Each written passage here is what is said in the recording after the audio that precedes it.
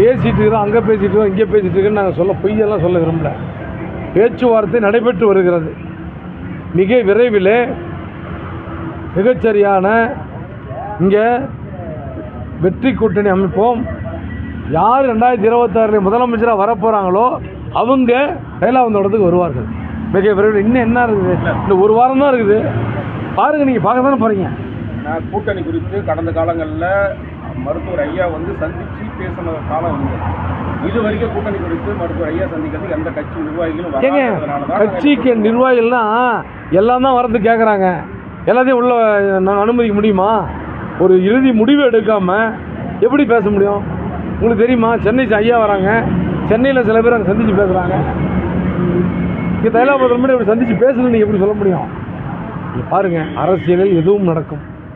ஆனால் 2026 நல்லதே நடக்கும். மருத்துவ ஐயா டிவிக்கு கூட நீங்கள் பேச்சுவார்த்தை தொடங்கினீங்க. ஆனால் அமித்ஷா விஜய் மிரட்டின மாதிரியும் அதால உங்களுக்கு சொன்ன மாதிரி தகவல். நீங்கள் என்ன வேணாலும் கேள்வி கேளுங்க, நாங்கள் என்ன வேணாலும் பதில் சொல்கிறதுக்கு இல்லை. நான் அந்த நாளும் இல்லை. உங்கள் கற்பனைக்கு நான் தீனி போட முடியாது. நான் சொல்லுவது இங்கிருந்து சொல்கிறேன், தைலாபுரம் தோட்டத்திலிருந்து சொல்லுகிறேன்.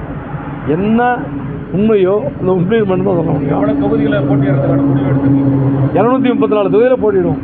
ஏன்னா ஐயா என்ன சொல்கிறாருன்னா, பாட்டாளி மக்கள் கட்சி போட்டியிடுற இடத்தை விட கூட்டணி கட்சி போட்டியிட இடத்துல 3 மடங்கு வேகமாக வேலை செய்யணும்னா ஐயாவுடைய பாலிசி, எங்கள் கட்சியோடைய பாலிசி.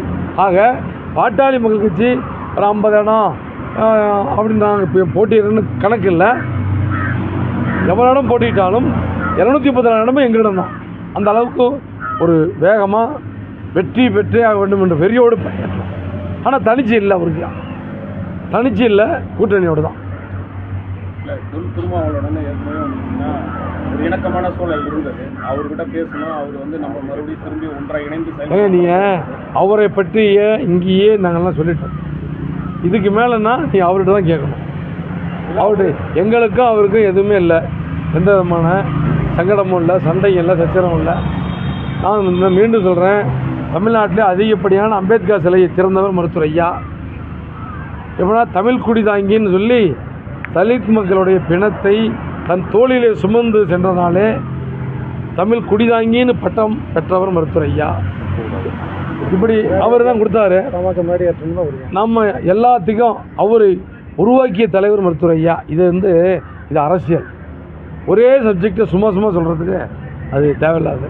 இருந்த இபிஎஸ் ஓபிஎஸ் கூட இன்று ஒருங்கிணைக்கக்கூடிய ஒன்றாக இருக்கக்கூடிய சூழல் ஏற்பட்ட சூழலில் அரசியல் களம் பரபரப்பாயிட்டு இருக்கு. இன்னும் நீங்கள் பேச்சுவார்த்தை தான் அப்படிங்கிறதுனால தான் இந்த கொஸ்டின் எழுப்பணும். அரசியல் களத்தில் முதல் முடிவு எடுக்கக்கூடிய தலைவர் எங்கள் தலைவர். ஆனால் கடந்த 4-5 தேர்தலில் முதல் முடிவு எடுத்து தோத்துட்டோம். இப்போ கடைசி முடிவு நாங்கள் தான் எடுக்க போகிறோம். எப்படி எடுக்க போகிறோம்? வெற்றிக்கான ஓட்டை நாங்கள் தான் போட போகிறோம்.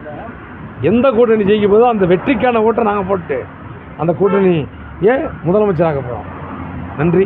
வேற என்ன செய்தி?